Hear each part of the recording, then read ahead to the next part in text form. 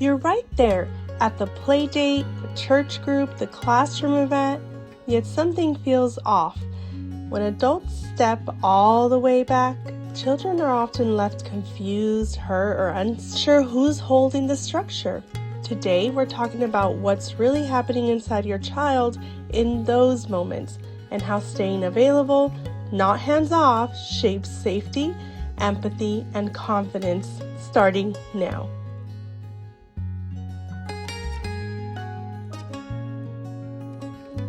Hey friend, I'm the Nurture Navigator, child development professional and behavior specialist, and I want to welcome you to another episode of Little Feet Big Guidance.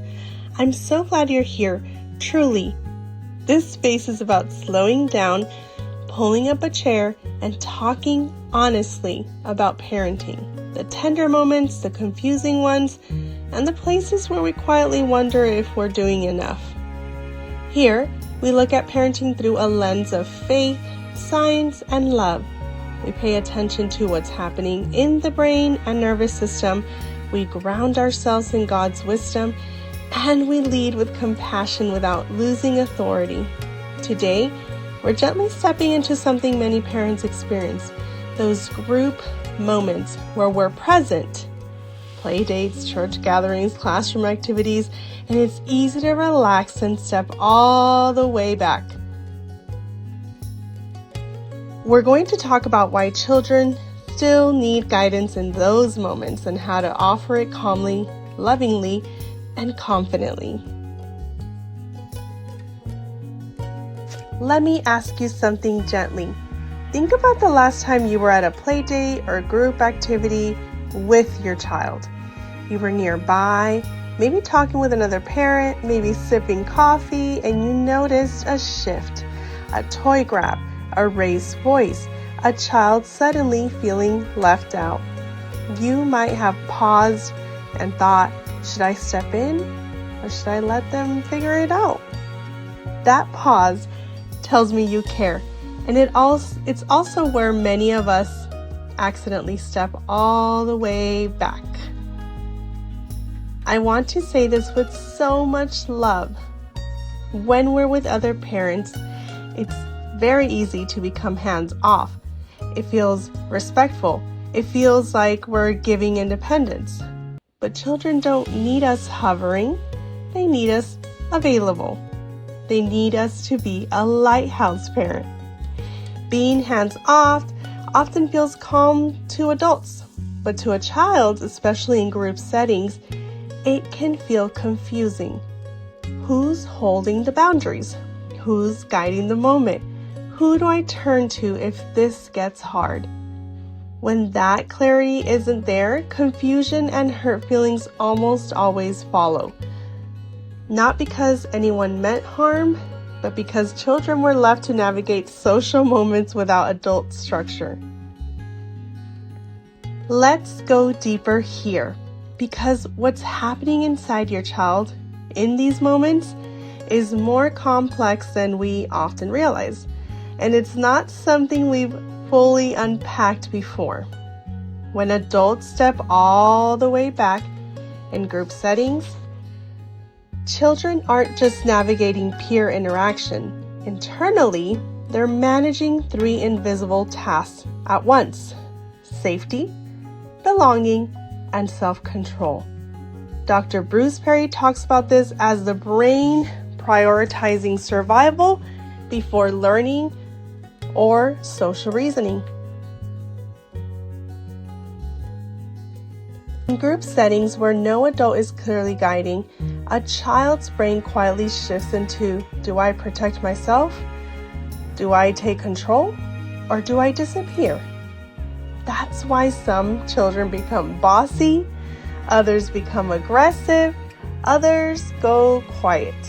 These aren't personality traits. They're adaptive responses to uncertainty. Now, Dan Siegel adds another layer here. Listen in. He explains that integration, which is the ability to hold emotions, behavior, and values together, requires an external stabilizer. Children don't just learn social skills by doing them. They learn them by doing them while someone steady is nearby. When no one is clearly holding the emotional structure, their system fragments. You'll see it as impulsivity, emotional flooding, or rigid control. And here's something we don't say often enough. Children don't experience adult disengagement as freedom. They experience it as absence of protection.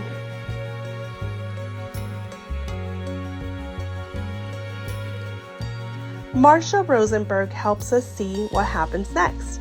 When needs for safety and belonging aren't met, children move into survival communication. Grabbing, yelling, excluding, dominating. These are not moral failures. These are signals that the child doesn't feel supported in navigating the moment. So when we say children need guidance, what we're really saying is this.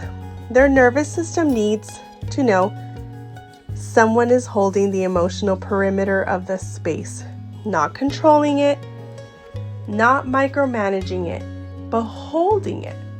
When that happens, children relax. Empathy comes back online and reasoning returns.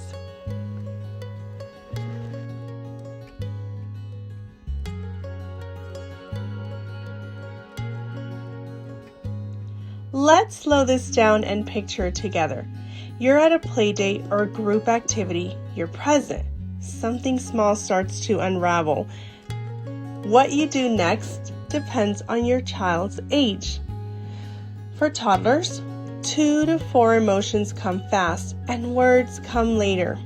When a toy is taken or frustration hits, your job is to be close and calm, parents. You kneel down, meet their eyes, and say, "You're mad because you wanted that toy. I see you. Let's figure this out together." Use words that you have modeled before or that they know for sure. Your presence regulates their nervous system and shows them how problems get solved safely.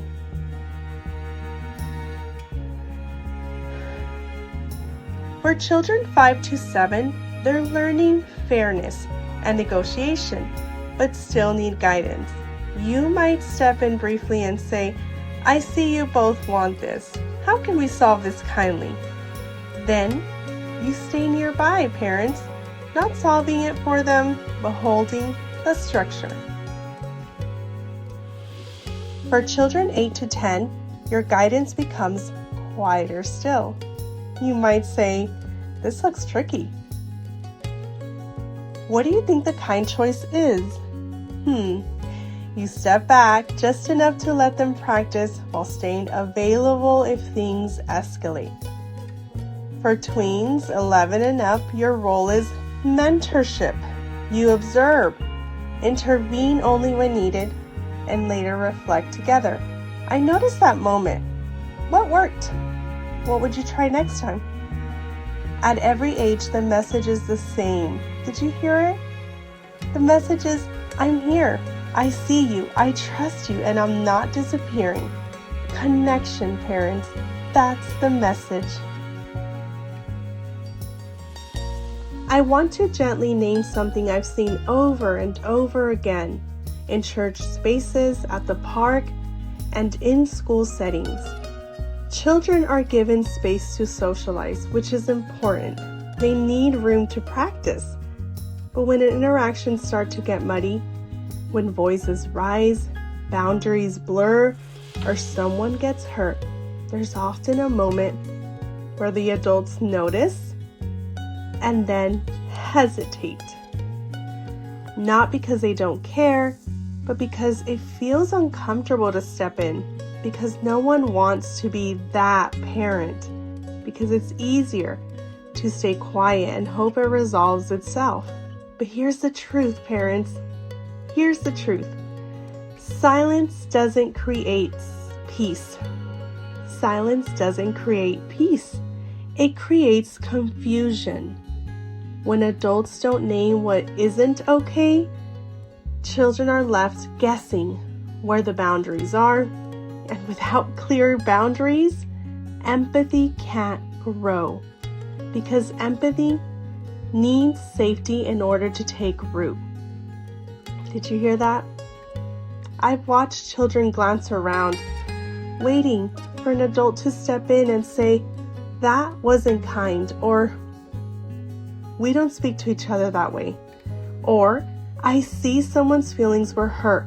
Let's slow this down." Not to shame, not to scold, but to bring clarity and care back into the moment. Calling out what isn't right calmly and respectfully actually helps everyone relax. It tells children, "You're safe. Someone is paying attention. This matters." And from that place of safety, we can teach empathy. We can help children notice how their actions affect others.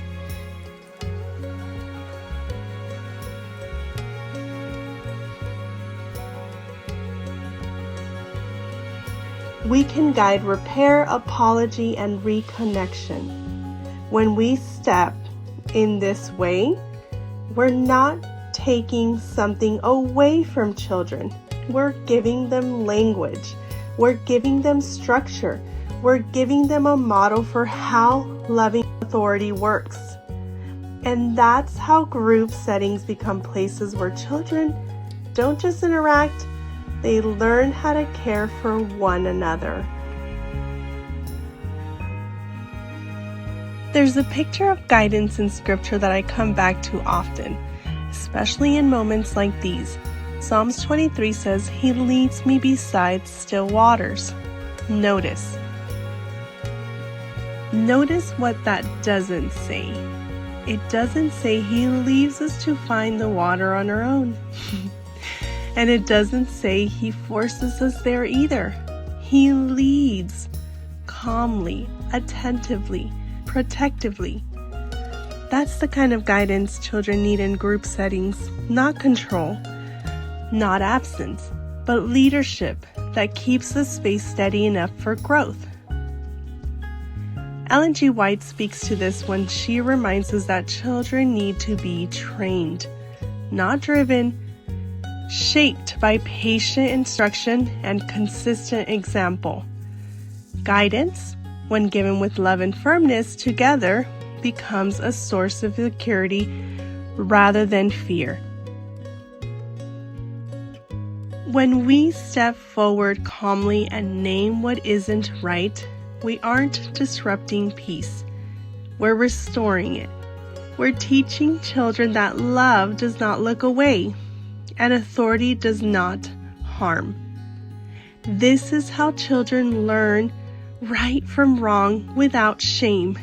This is how empathy is formed, when truth is spoken gently and care is never withdrawn.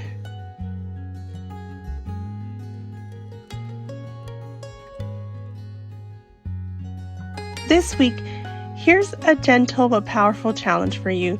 The next time you're in a group setting with your child at a play date, church, or classroom activity, I want you to stay intentionally present. Notice one moment where your child is struggling socially. Maybe someone grabs a toy, voices rise, or someone feels left out. Instead of stepping all the way back or hoping it resolves, step in just enough. Offer one calm sentence, a grounding presence, or a brief guiding action that restores safety and connection. Afterward, pause with your child and reflect together. You might say something like, "Whew, that was tricky, wasn't it? I noticed how you handled it. What would you try differently next time?" The goal isn't perfection, it's presence. It's showing your child that guidance doesn't mean control, that boundaries are a form of love, and that empathy grows when someone is available to help them navigate difficult moments. I invite you to notice how one intentional calm intervention changes the rhythm of play, the energy of the group, and even your own confidence as a parent. Take this small, meaningful step this week and watch what unfolds in connection, clarity, and calm.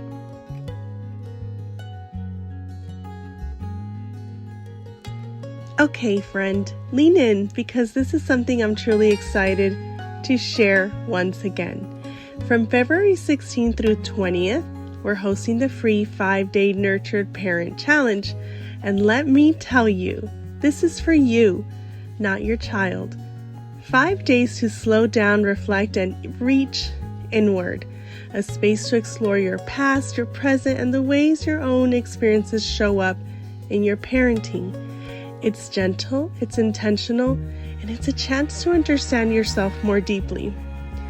So you can show up with clarity, calm, and confidence in every moment. Each day, I'll guide you through simple reflective exercises that meet you exactly where you are. This is a private, inner work.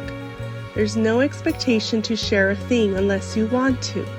You can pause, notice, and connect with the parent you are right now, while gently uncovering the parent you're becoming. It's about healing, awareness, and self-compassion. Not perfection, not fixing anything, just understanding and growth. And here's the magical part. Even though you'll be part of a supportive community, your journey is completely your own. You can move at your pace, reflect in privacy, and take what resonates without pressure. 5 days, 5 steps inward. A chance to see yourself clearly and step into your parenting with more heart, more confidence, and more peace than you've felt in a long time. Signing up is simple. You just head to the comments below and visit the link. I cannot wait to walk alongside you and help you connect with the parent within, the one you've been longing to nurture. Friend, this is your invitation, your time, your space, your growth. Let's do this together.